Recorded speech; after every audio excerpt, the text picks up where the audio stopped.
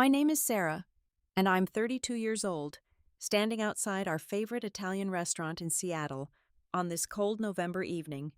Through the frosted glass windows, I could see Marcus, my fiancé, laughing heartily with our group of friends inside. I was 30 minutes late because of an important meeting with our CEO about a major acquisition deal. My hands trembled slightly as I reached for the door handle, completely unaware that my entire life was about to change forever. Before I continue with what happened next, I'd love to know where you're watching from today. If this story resonates with you, please hit that like button and subscribe to hear more real-life experiences. Trust me, what unfolds in this restaurant will show you that sometimes the most painful moments lead to the most powerful transformations. 5 years ago, I met Marcus at a tech conference in San Francisco. I was working as a senior software engineer for a rapidly growing startup, and he was a sales director for one of our partner companies. The conference was buzzing with energy, hundreds of tech professionals networking in the massive convention center. I remember wearing my favorite navy blue blazer, feeling confident about the presentation I just delivered on cloud architecture optimization. Marcus approached me during the coffee break. He was tall, impeccably dressed in a charcoal gray suit, with this confident smile that immediately caught my attention. "Your presentation was brilliant," he said, extending his hand. "I'm Marcus. I've been following your company's work for months." We talked for an hour straight, missing the next two sessions entirely. He was charming, articulate, and seemed genuinely interested in my work, asking detailed questions about our technical challenges and my role in solving them. For the next 6 months, Marcus pursued me with an intensity I'd never experienced before. He would fly from Portland to San Francisco every other weekend just to take me to dinner. He sent thoughtful gifts related to my interests, like rare programming books and tickets to tech talks by industry leaders. He remembered every detail I shared about my life, from my mother's birthday to my cat's name. When I got stressed about a product launch, he would show up at my office with my favorite Thai food and words of encouragement. After a year of dating, we decided to move to Seattle together. Amazon had offered me a position as a tech lead, and Marcus found a sales director role at a software company downtown. We rented a beautiful 2-bedroom apartment in Capitol Hill, with stunning views of the Space Needle. Those first months living together were magical. We'd cook dinner together while discussing our days, spend weekends hiking in the Cascades, and host game nights with new friends we were making in the city. My career was accelerating faster than I'd ever imagined. Within 18 months at Amazon, I was promoted to senior tech lead, managing a team of 20 engineers. 6 months later, I became the youngest VP of engineering in my division's history. I was leading critical projects, speaking at conferences, and building a reputation as an innovative leader in the tech community. I thought Marcus was proud of me. He would brag about my achievements at parties, introduce me as his genius girlfriend, and post about my successes on social media.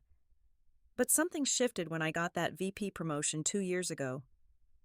At first, the changes were so subtle I barely noticed them.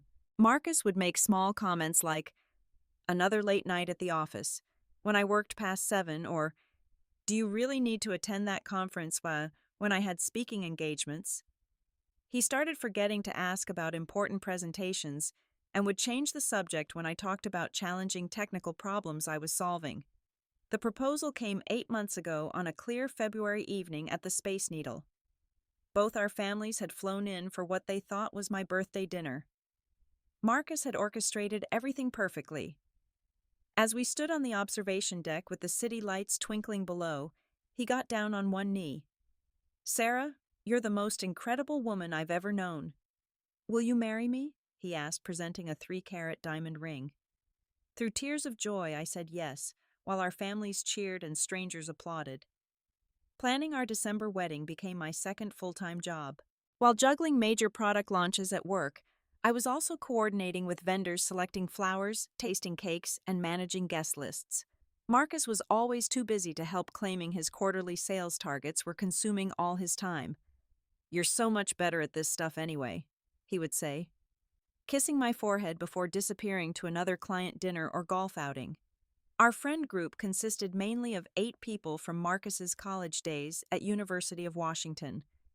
There was Tom, an accountant, who always had a sarcastic comment ready, Amanda, a marketing manager who loved gossiping, David, a friendly but naive guy who worked in insurance, Jennifer, a stunning blonde who worked in fashion and was Marcus's closest female friend, and 4 others who orbited around this core group.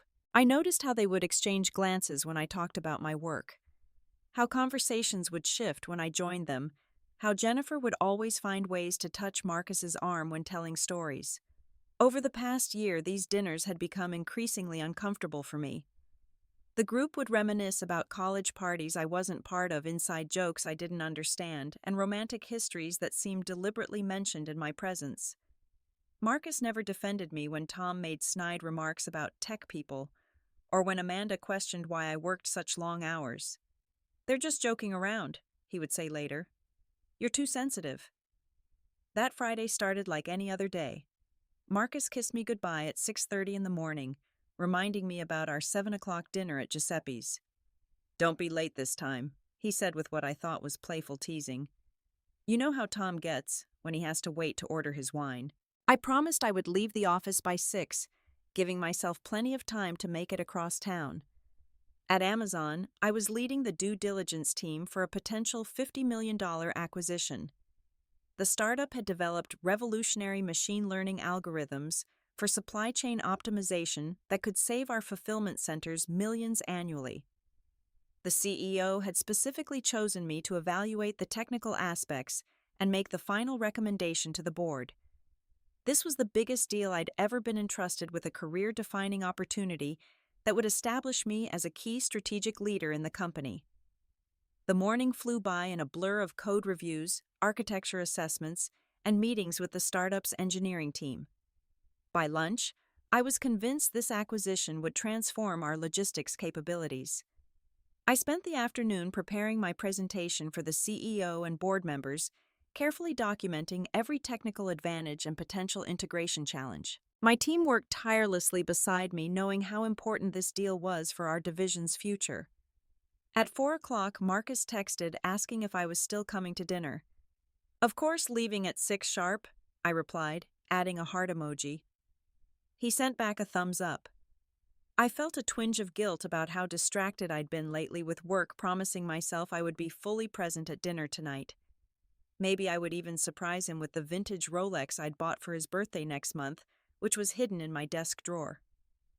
At 5:45, just as I was packing up my laptop, the CEO walked into my office. "Sarah, we need to discuss the acquisition terms. The sellers are pushing for a decision by Monday, and I need your final technical assessment tonight."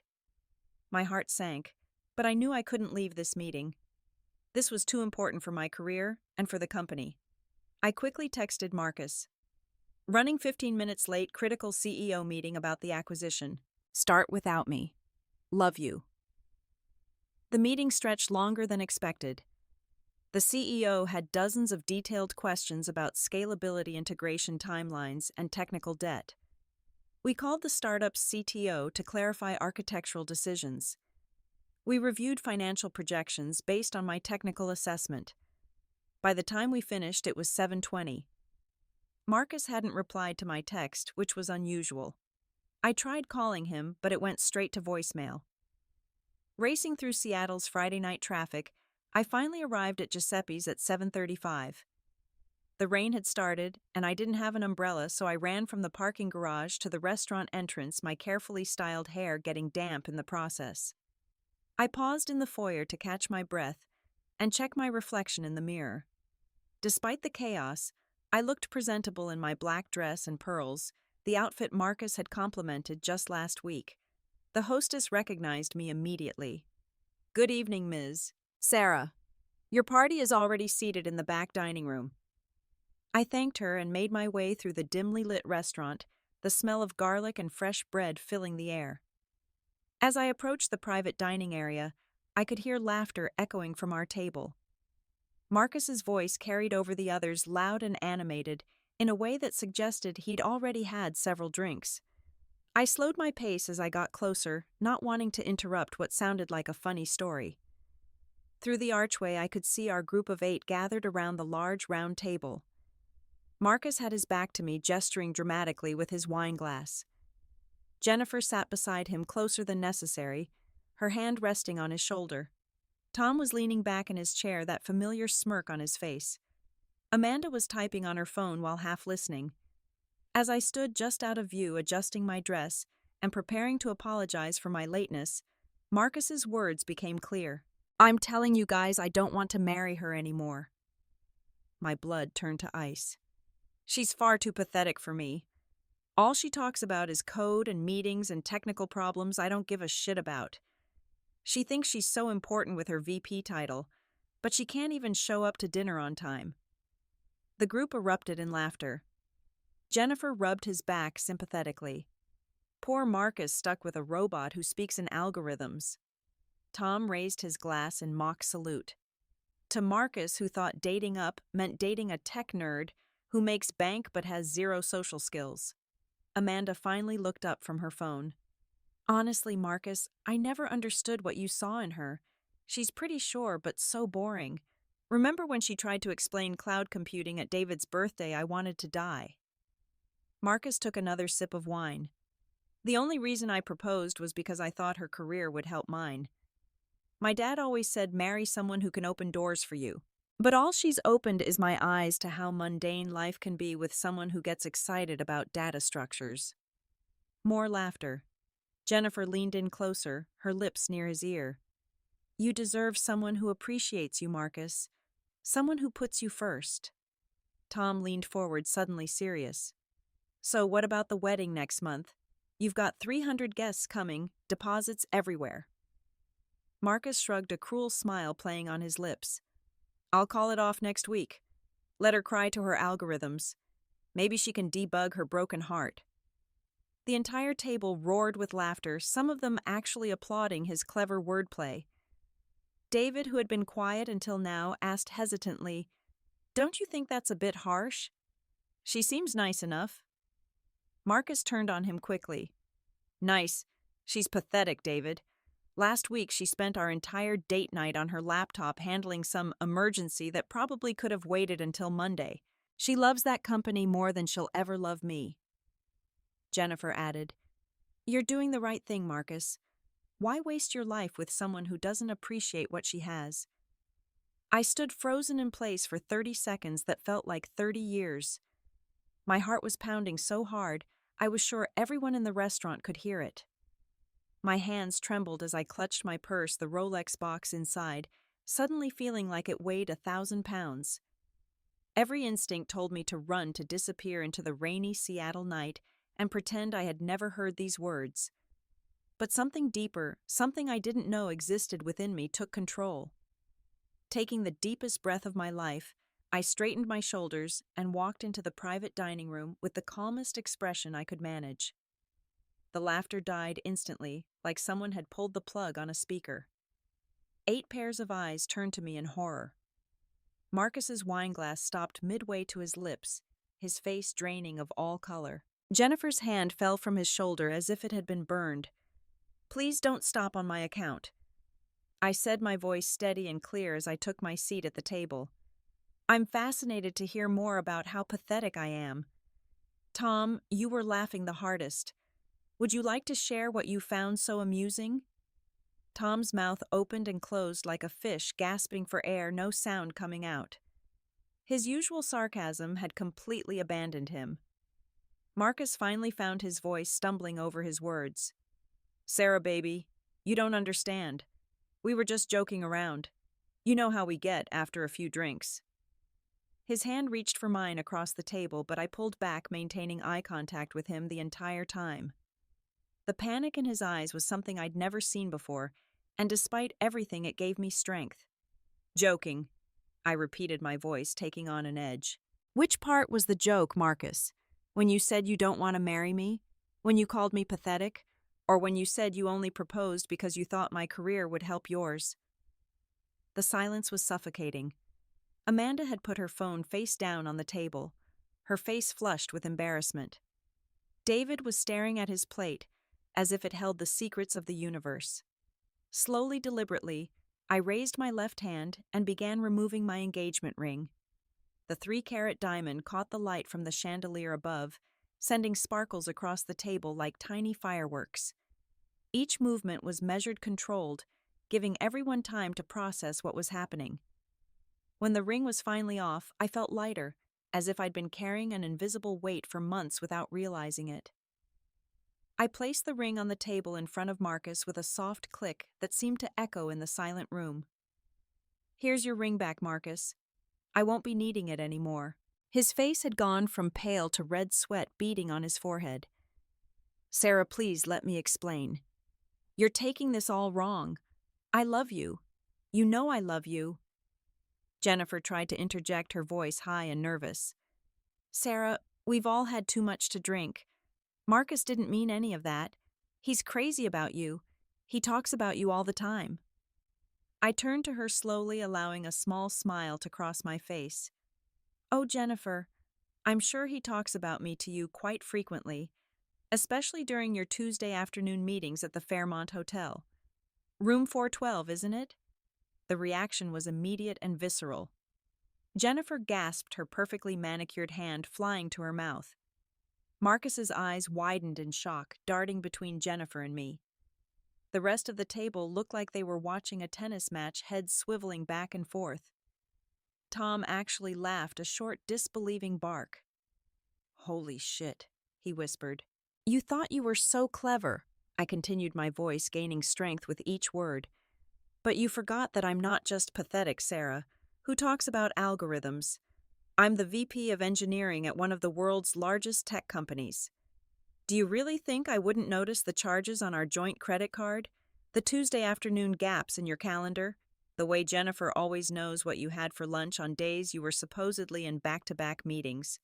Marcus stood up abruptly, his chair scraping against the floor. "We need to talk about this privately." I remained seated, completely calm. "No, Marcus. You chose to humiliate me publicly in front of all our friends.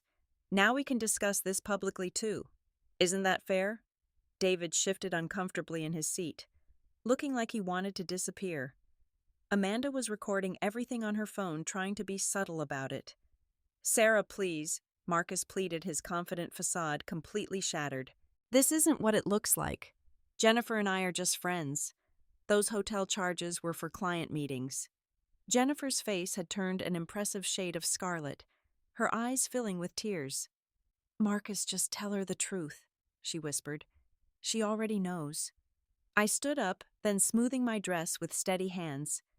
"You know what the really pathetic part is, Marcus? I was actually rushing here tonight to be with you.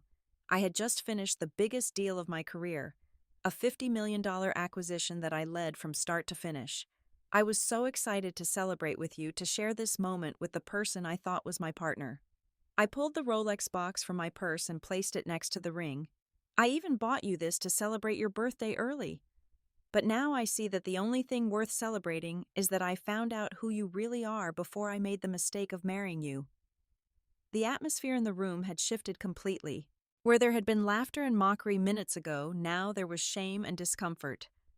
Tom was looking at Marcus with disgust. Amanda had stopped recording and was shaking her head slowly. David looked genuinely sad, his friendly nature clearly troubled by what he had witnessed and participated in.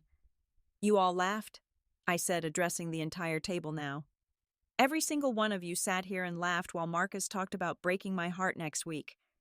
You found it hilarious that he was planning to humiliate me to call off our wedding, to destroy what I thought was my future." My voice never wavered, never cracked, though inside I felt like I was shattering into a million pieces.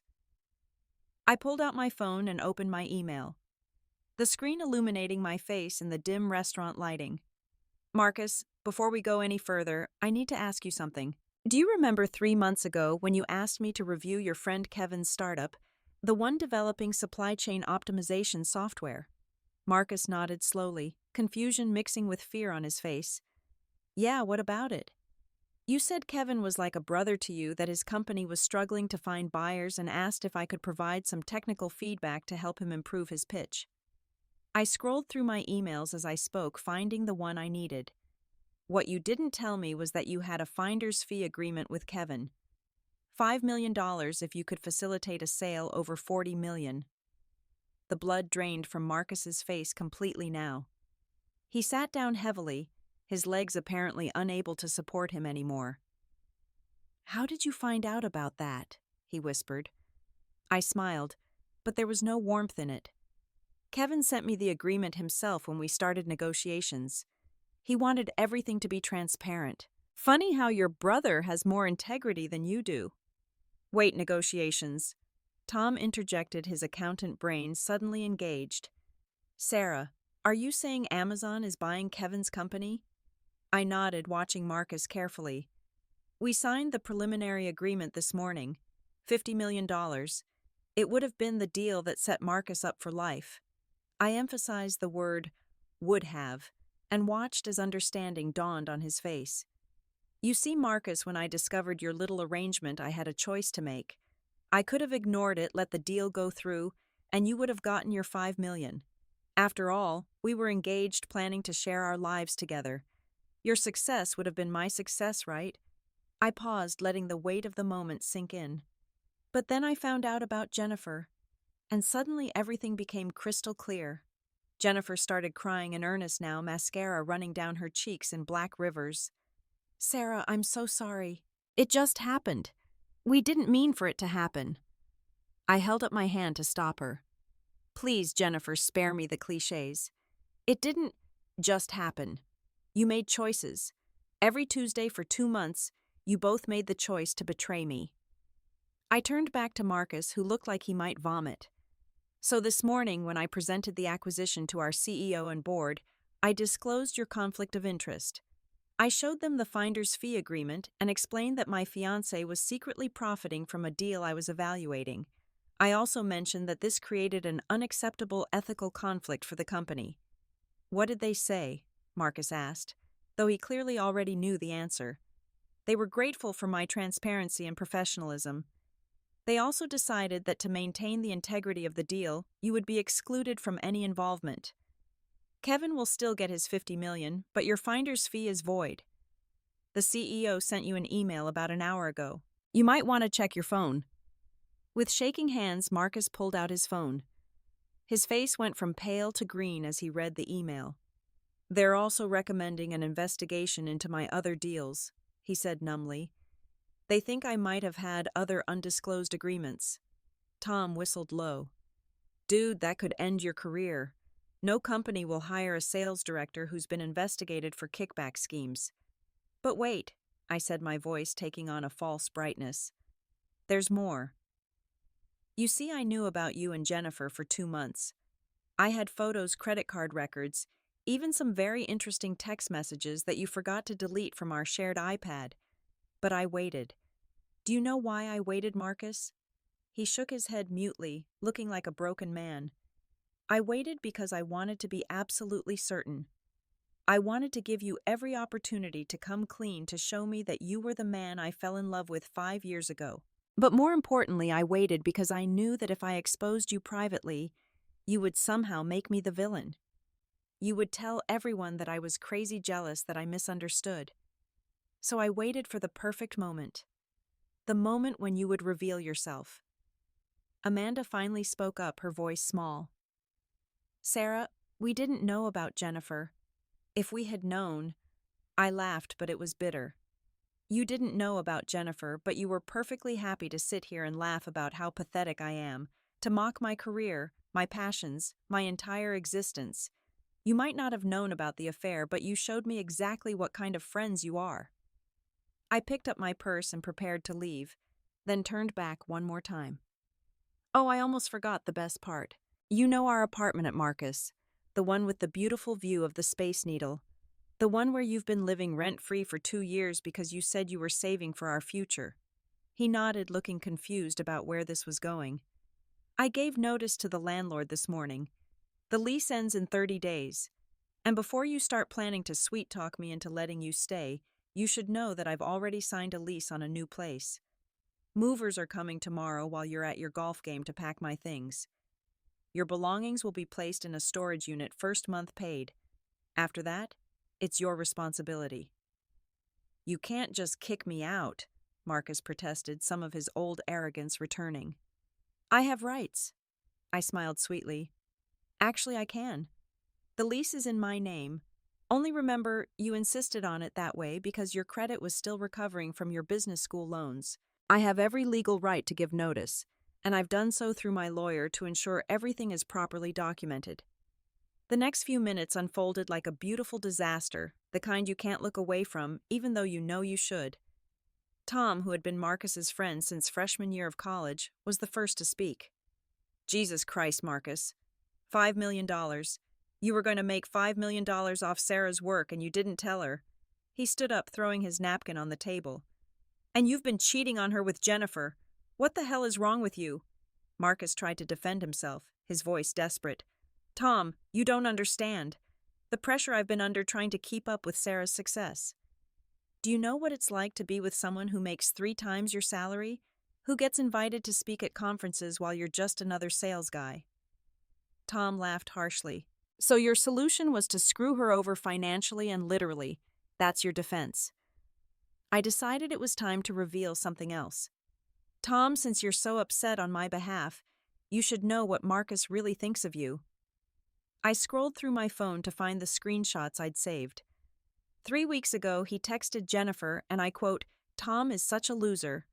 35 and still living in his mom's basement pretending his accounting job is a career. The only reason I keep him around is because he makes me look successful by comparison. Tom's face went from red to purple. You son of a bitch. I let you crash at my place for 3 months when you first moved to Seattle. I introduced you to half your clients. And this is what you really think of me. He looked around the table at the others. What did he say about the rest of us? Come on, Sarah. I know you have more. I obliged, feeling a strange sense of satisfaction in dismantling Marcus's carefully constructed social web. Amanda. He called you, and I quote, desperately single, and pathetically trying to look younger with all that Botox. She's like a walking midlife crisis at 33. Amanda's hand unconsciously went to her face, her eyes filling with tears of humiliation and rage. David, I continued, turning to the gentle insurance broker who had always been kind to me. Marcus told his brother that you're too stupid to realize everyone uses him for his lake house. The guy would give away his kidney if someone asked nicely enough. David looked like someone had punched him in the stomach, his genuine nature clearly wounded by the betrayal. And Jennifer, I said, turning to Marcus's affair partner who was trying to shrink into her chair. Would you like to know what he said about you to his buddy Kyle from the gym? He called you an easy distraction and said you were fun for now but not wife material. He also mentioned that you were getting too clingy and he'd have to cut you loose after the wedding.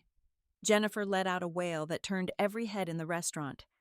She stood up abruptly, grabbing her wine glass and throwing its contents directly into Marcus's face. The red wine dripped down his white shirt like blood, a fitting metaphor for his social murder. You told me you loved me, she screamed. You said you were going to leave Sarah for me after the wedding. You said we would be together, Marcus sputtered, wiping wine from his eyes. Jennifer, baby, she's lying. She's trying to turn everyone against me. But Jennifer was already pulling up texts on her phone, scrolling frantically. No, wait, here it is. You did say I was getting clingy. And here you told Kyle I was a 7 at best, but acted like a 10. You bastard. I ended a 2-year relationship for you. The table had descended into chaos. Amanda was gathering her things to leave, muttering about wasted years of friendship. Tom had already walked out, but not before telling Marcus he never wanted to see him again. David sat in stunned silence, processing the revelation that his supposed friends had been using him for his vacation property. I stood up, feeling strangely calm in the eye of this storm I had created. I want you all to know something, I said, raising my voice slightly to be heard over Jennifer's continued sobbing. This didn't have to happen this way. If Marcus had been honest with me, if he had told me he was unhappy, if he had communicated like an adult, we could have ended things respectfully. But he chose cruelty. He chose deception. He chose to plan my humiliation while sleeping with my bridesmaid. Wait, Jennifer was going to be your bridesmaid? David asked, speaking for the first time in minutes. I nodded. She helped me pick out my dress last month. She was at my bachelorette party 2 weeks ago where she gave a toast about how Marcus and I were relationship goals. The irony wasn't lost on anyone at the table. Marcus finally found his voice again, though it was hoarse and defeated. "Sarah, please. Can we go somewhere and talk? Just the two of us. I know I've made mistakes, but 5 years has to count for something. We can work through this.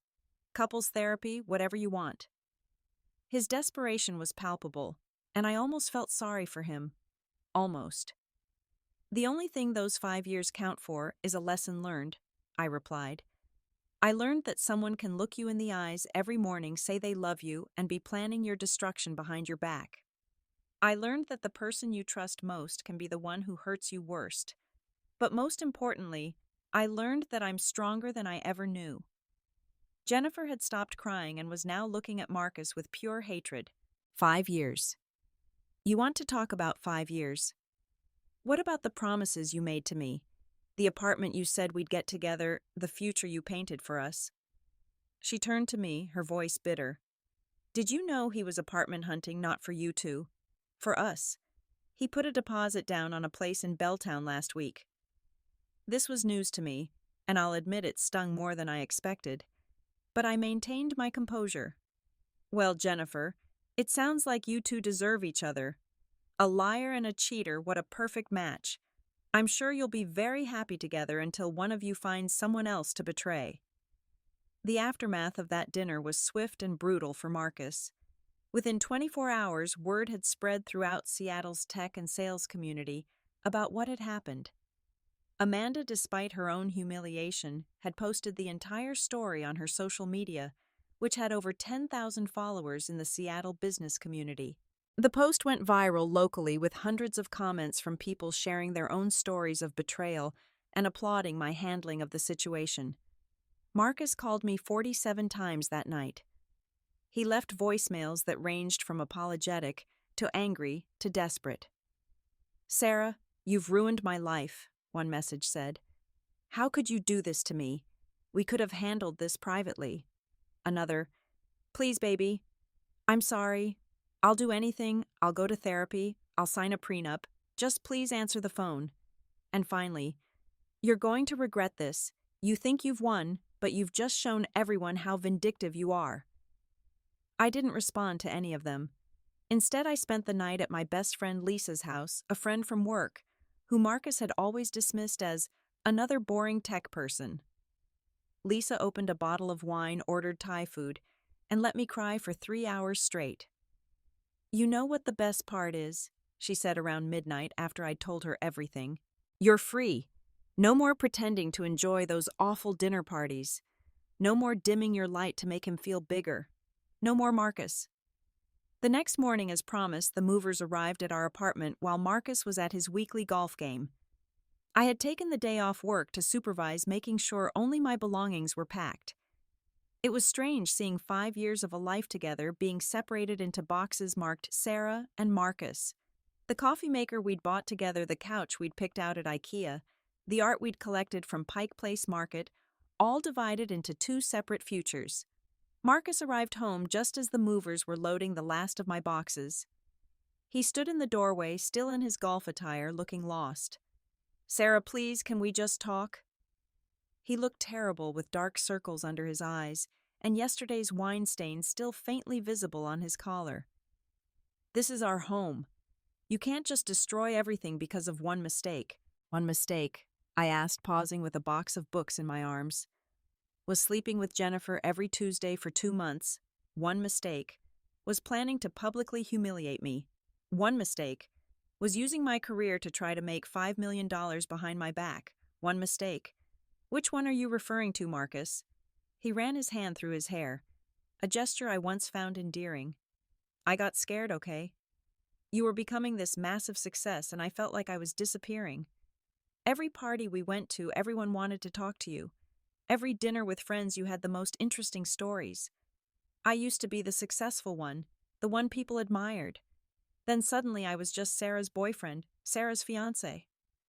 So instead of talking to me about your insecurities, instead of us working through it together like partners are supposed to, you decided to tear me down." I shook my head in disbelief. "You could have been proud of me, Marcus. We could have been a power couple supporting each other's success. But your ego couldn't handle it." Marcus's phone buzzed, and he looked at it reflexively. His face went pale. "I've been suspended from work pending the investigation," he said quietly. "They found 3 other deals where I had undisclosed agreements. My lawyer says I could face civil penalties." I felt a flicker of sympathy, but it was quickly extinguished by the memory of him laughing about making me cry to my algorithms. "I'm sorry that's happening to you," I said, and I partially meant it. "But you made these choices long before you met me. This isn't about me being vindictive. This is about your actions having consequences." I handed the last box to the movers and turned back to him one final time. "Your storage unit is number 42 at Seattle Self-Storage on Pine Street. First month is paid. The code is your birthday." As I walked to my car, Marcus called out, "What about the wedding? We have 300 guests coming. Deposits everywhere. The venue, the caterer, the band." I stopped but didn't turn around. "I already handled it yesterday. Sent out the cancellation notices. Most vendors are refunding 50%. I'm covering the losses since I can afford it. Consider it my parting gift." Jennifer tried to contact me several times over the following weeks. Her messages were a mix of apologies and accusations. "I know you hate me, but you didn't have to destroy Marcus," one text read. Another, "We were going to tell you after the wedding. We didn't want to hurt you before your big day." The delusion was almost impressive. She genuinely seemed to believe that having an affair and planning to confess after the wedding was somehow considerate. Tom reached out with a genuine apology. "Sarah, I'm deeply sorry for participating in that horrible conversation. You didn't deserve that. Marcus had us all fooled. I've known him for 15 years, and I never saw this side of him. I'm ashamed of myself for laughing along." I appreciated his message and told him so, though I made it clear we wouldn't be maintaining a friendship. David sent a long, heartfelt email about how the evening had made him reevaluate all his friendships. He realized that many people in his life were indeed using him for his lake house and his generosity. He thanked me for opening his eyes, even though the truth hurt. He ended by saying he was starting therapy to work on setting boundaries and recognizing genuine friendships. Meanwhile, my professional life flourished in ways I hadn't expected. The acquisition went through smoothly, and Kevin's company integrated beautifully with our systems. The CEO praised my handling of the conflict of interest, saying it demonstrated the kind of ethical leadership the company valued. 3 months later, I was promoted to Senior VP of Engineering, making me one of the youngest senior executives in Amazon's history. The story of what happened at Giuseppe's became something of a legend in Seattle's tech community. I would walk into networking events and people would whisper, "That's Sarah, the one who exposed her cheating fiancé at dinner." But instead of pity, I received respect. Women especially would approach me to share their own stories and thank me for standing up for myself so publicly. Marcus left Seattle 3 months after that night. The investigation into his business dealings resulted in him being terminated for cause, meaning he lost his severance and stock options. The last I heard, he had moved back to Texas to work for his father's oil equipment company, a job he'd always said was beneath him. Jennifer followed him there, apparently still believing they had a future together. 6 months have passed since that night at Giuseppe's, and I'm sitting in my new corner office overlooking Elliott Bay. The Seattle morning is crisp and clear Mount Rainier, visible in the distance like a snow-capped guardian watching over the city. My assistant just brought me my morning coffee prepared exactly how I like it in the mug my team gave me that reads, "World's Most Debugging Boss," a tech joke that makes me smile every time. This morning, an unexpected email appeared in my inbox. Marcus's name made my heart skip, not from longing, but from surprise. "Sarah," it read, "I'm writing to ask if you would consider providing a professional reference for me. I'm applying for a sales position here in Houston, and they're asking about my time in Seattle. I understand if you won't, but I thought I'd ask. For what it's worth, I'm in therapy now, learning a lot about myself. I'm sorry for everything. Marcus."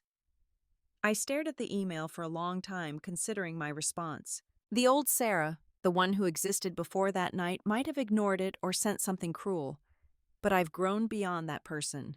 I typed back, Marcus, I cannot provide a professional reference as we never worked together directly. I suggest you contact your former colleagues at your company. I wish you well in your journey of self-discovery. Sarah. Professional clean final. I hit send and immediately archived the email, removing him from my present once again.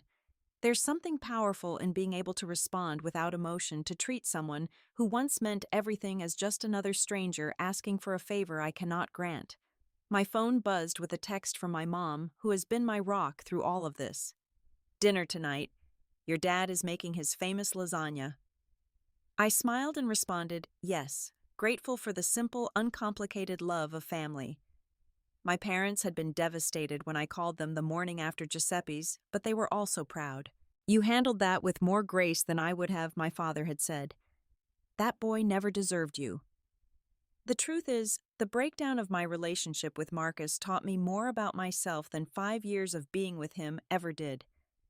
I learned that I had been making myself smaller to accommodate his ego, dimming my own light so he could shine brighter. I had confused compromise with self-sacrifice, thinking that love meant putting someone else's needs constantly before my own. In therapy, which I started attending 2 weeks after the breakup, my therapist asked me a simple question that changed everything. What did you love about Marcus? Really love not what he represented or how he made you feel at the beginning, but who he was as a person. I sat there for 10 minutes trying to answer and realized I couldn't. I had loved the idea of Marcus, the potential of us, the future I had imagined. But the actual man, I'm not sure I ever really knew him. These days, my life is fuller than ever. I joined a hiking club and have conquered 6 of Washington's highest peaks. I take pottery classes on Saturday mornings, finding something deeply satisfying about creating something with my hands instead of code. I've reconnected with college friends I had lost touch with during my relationship, women who celebrate my successes instead of feeling threatened by them. Last month, I gave a keynote speech at the Grace Hopper Conference, the world's largest gathering of women in technology. I talked about imposter syndrome, about the ways we diminish ourselves to make others comfortable, about finding our voice in male-dominated spaces. But I also talked about that night at Giuseppe's, about the moment I chose myself over the comfortable lie I had been living. The response was overwhelming. Hundreds of women approached me afterward, many with tears in their eyes, sharing their own stories of betrayal and triumph. One young engineer said, "You gave me permission to stop apologizing for my success." Another woman, a CEO herself, said, "I've been making myself smaller for my husband for 20 years. Tonight that stops. There's no new romantic interest in my life yet, and honestly, I'm not looking. For the first time in my adult life, I'm genuinely happy being alone. I wake up in my beautiful apartment with its water view, make coffee, and my expensive machine that Marcus always said was excessive, and plan my day around my own needs and desires. There's something intoxicating about this freedom, this ability to be completely unapologetically myself. Sometimes I think about the Rolex I had bought for Marcus still sitting in its box in my closet. I considered returning it, but instead I kept it as a reminder, not of him, but of the moment I was willing to celebrate someone who was actively planning my humiliation. It reminds me to be more careful with my trust, but also more generous with my self-love. The investigation into Marcus's business dealings revealed a pattern of deception that went back years. He had been skimming from deals, taking undisclosed kickbacks, and manipulating contracts long before he met me. In a strange way, this discovery was liberating. It wasn't about me at all. I wasn't too successful or too focused on work. Marcus was simply a person who took advantage of others, and I happened to be his longest con. Jennifer and Marcus's relationship lasted exactly 3 months after they moved to Texas. She sent me a long Facebook message about how he had cheated on her with someone from his new company, how she finally understood what I had gone through. I didn't respond, but I did allow myself a moment of schadenfreude. Some lessons have to be learned firsthand, no matter how many warnings we receive. The friends from that dinner have scattered to the winds. Tom moved to Portland for a fresh start. Amanda deleted her social media presence after the backlash from her initial post. David surprisingly has become something of a friend. We grab coffee occasionally, and he tells me about his therapy progress and his new, smaller, more genuine friend group. He's learning to recognize when people actually care about him versus when they care about what he can provide. My team at Amazon has become like a second family. They threw me a divorce party when the engagement officially ended, complete with a cake that said, "Debugging your love life since 2024. We've launched 3 major products since my promotion, each one more successful than the last. The CEO has mentioned that I'm being groomed for a C-suite position within the next 2 years. But beyond the professional success, beyond the personal growth, the most important thing I've gained is an unshakable sense of self-worth. No one will ever again make me feel pathetic for being passionate about my work. No one will ever again make me feel like I need to shrink myself to be lovable. I am brilliant, I am driven, I am enough exactly as I am. The Rolex in my closet has a new purpose now. I've decided that on the 1-year anniversary of that night at Giuseppe's, I'm going to have it engraved with the date and the word freedom, and I'm going to wear it myself. A reminder that sometimes the best gift you can give yourself is the truth, even when it arrives in the most painful way possible. My therapist asked me recently if I forgive Marcus. I thought about it for a long time before answering. I don't forgive him for what he did, I said finally. But I'm grateful it happened. Without that night, I might have spent years, maybe decades, living a half-life, dimming my light for someone who didn't deserve to bask in it. He freed me from a future I didn't even realize I didn't want. As I sit in my office now preparing for another day of meetings and code reviews and strategic planning, I feel a sense of peace I never experienced during my relationship with Marcus. There's no one to rush home to, no one whose ego I need to manage, no one whose dreams take precedence over mine. Some might see that as lonely. I see it as liberation. My name is Sarah. I'm 32 years old. I'm the Senior Vice President of Engineering at one of the world's most innovative companies. I'm a daughter, a friend, a mentor, a leader. And despite what Marcus said that night at Giuseppe's, I am anything but pathetic. I am powerful. I am whole. And I am finally, truly, completely free. To everyone watching who has ever been told you're too much, too ambitious, too successful, or too anything, remember this: the right person will never ask you to be less than you are. They will celebrate your victories, support your dreams, and stand beside you as an equal partner. Don't settle for someone who sees your light as competition. Wait for someone who sees it as inspiration. If my story resonated with you, I'd love to hear about your own experiences in the comments below. Have you ever had to choose between love and self-respect? How did you handle it? What would you have done differently in my situation? Please like this video if it touched you, subscribe for more real-life stories of triumph over betrayal, and share this with someone who needs to hear that they deserve better. Remember, sometimes the end of one story is just the beginning of a better one. Thank you for listening to my journey, and may you always choose yourself when faced with those who don't choose you.